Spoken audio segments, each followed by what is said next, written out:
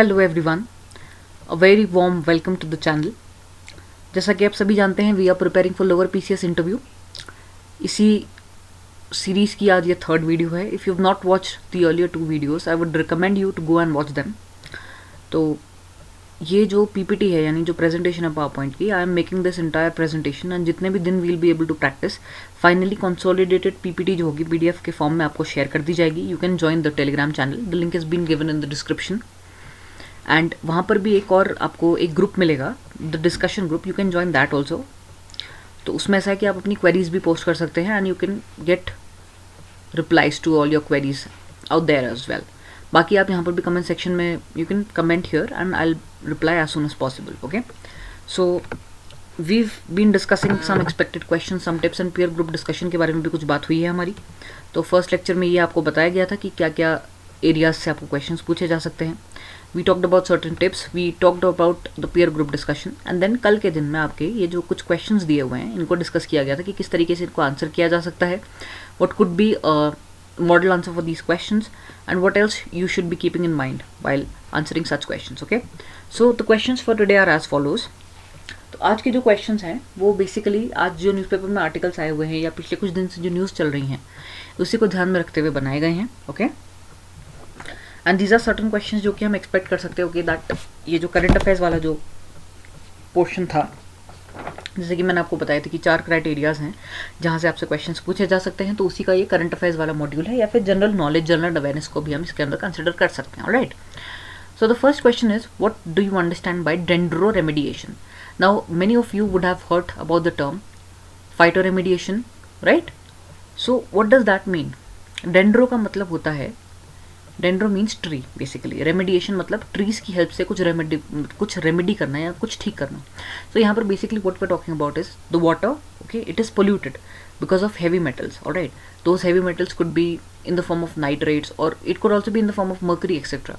So now a new technique has been developed by the scientists at Pantnagar University. Now since it is a part of Uttarakhand, therefore it becomes very important. This was in news today.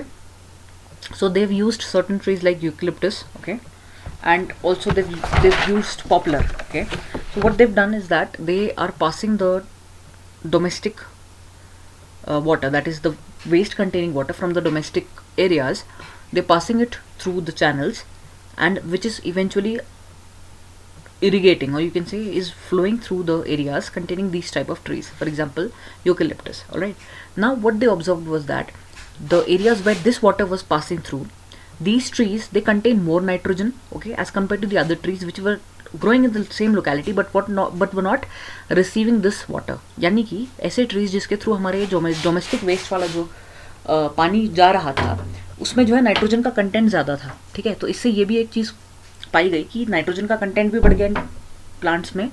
और दूसरी चीज़ ये हुई कि जब ये जो पानी जब जा रहा है इवेंचुअली, जब ये ट्रीटेड वाटर एक तरीके से इसको जब ट्रीज के थ्रू पास किया गया and eventually when it is being released into the Beni river which is in the nearby locality, तो वहाँ का जो पानी है that is still in a very good form. मतलब उसको हम फिर और पर्पसेस के लिए यूज़ कर सकते हैं, domestic purposes like watering plants और also for cooking purposes and also for cleaning purposes. Okay, तो इस तरीके से ट्रीटमेंट किया गया। अभी ये सिर्फ एक नेसेंट फेज में है, यानी अभी जस्ट इसकी जो ये चल रही है वहाँ पर रिसर्च, अभी ये नेसेंट फेज है, मतलब स्टार्टिंग का फेज है। थोड़ा और इनको इसमें रिव्यू करने की ज़रूरत है। They will be collecting more, they will record and they will be collecting more observations and finally इसका जो है they will eventually give whether this technique works or not. Okay, लेकिन ये this is something which is very promising, so this could be useful. Okay, so this is very important because ये उत्तराखंड से related news है आपके लिए, so इसी वजह से डेंड्रो रेमेडिएशन है।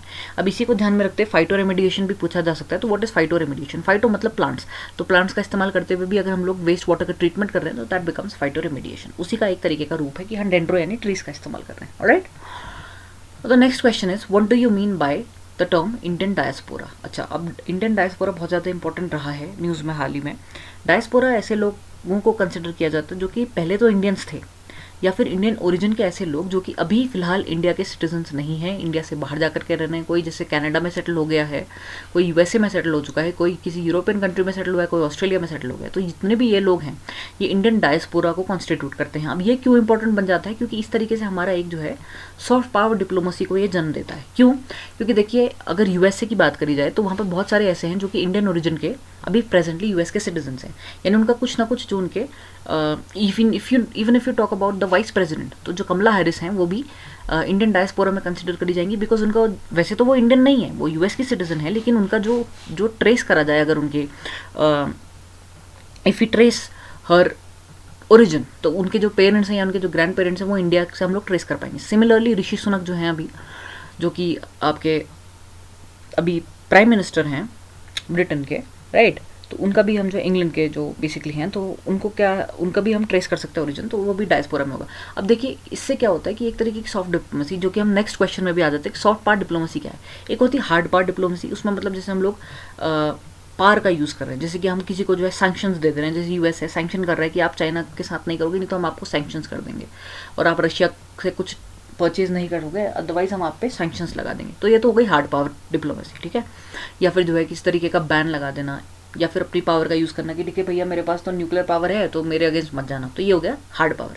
अब इसी का उल्टा होता है सॉफ्ट पावर। सॉफ्ट पावर में क्या होता है कि हम लोग यूज़ कर रहे हैं अपने ऐसे रिलेशंस का, जैसे कि अगर हम डायस्पोरा की बात करें या अगर हम अपने कल्चर की बात करें, जैसे योग है, तो योग जो है एक इंटरनेशनल इसको ख्याति मिल चुकी है, alright, because of the endeavours. तो इस वजह से जो है कई सारे लोग all over the world feel connected towards India. ऐसी इंडिया का जो कल्चर है, इंडिया का जो आयुष, यानी कि जो इतने डिफरेंट टाइप्स के हमारे मेडिसिन हैं, जैसे आयुर्वेद हो गया, यूनानी हो गया, होम्योपैथी हो गया, सोवा रिग्पा हो गया, तो इस तरीके की जो चीज़ें हैं, होम्योपैथी हो गया, तो इससे भी लोग जो है एक तरीके से कनेक्शन फील कर रहे हैं। बहुत सारे ऑल ओवर द वर्ल्ड बहुत सारे ऐसे लोग हैं जो इंडियन कल्चर के प्रति इतना ज़्यादा आकर्षित हो जाते हैं। तो इस तरीके से हम एक तरीके से इंडिया का एक सुपरमेसी क्रिएट कर सकते हैं।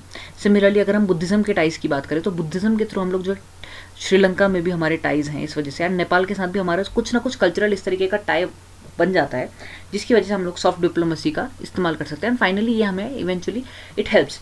सिमिलरली जो है इंडिया ने अपना जो है अफगानिस्तान में जब फूड एंड ऑल की रिक्वायरमेंट थी, तो वहाँ भिजवाए थे अपने help in the form of basically humanitarian help provide करी गई। इससे क्या हुआ कि इन फ्यूचर कभी अगर ऐसा हुआ कि we need the support of the countries, जैसे कि इंडिया का एक बहुत एम रहा है शुरू से ही कि हम लोगों को जो है we want India to become one of the permanent members of United Nations Security council.